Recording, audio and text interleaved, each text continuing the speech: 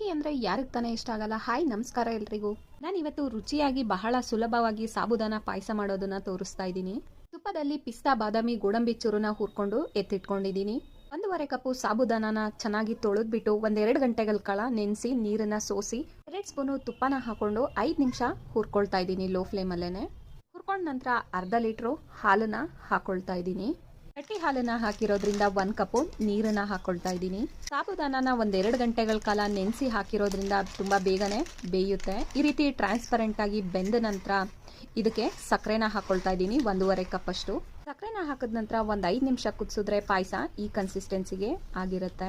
ಚೆನ್ನಾಗಿ ಕುದಿಸ್ಕೊಂಡ ನಂತರ ಹುರಿದಿಟ್ಟಂತಹ ಬಾದಾಮಿ ಗೋಡಂಬಿ ಪಿಸ್ತಾನ ಹಾಕಿ ಮಿಕ್ಸ್ ಮಾಡಿದ್ರೆ ಸಾಬುದಾನ ಪಾಯಸ ಸವಿಯಲು ಸಿದ್ಧ.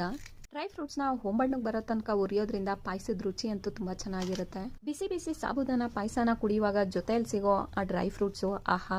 Thank you so much for watching.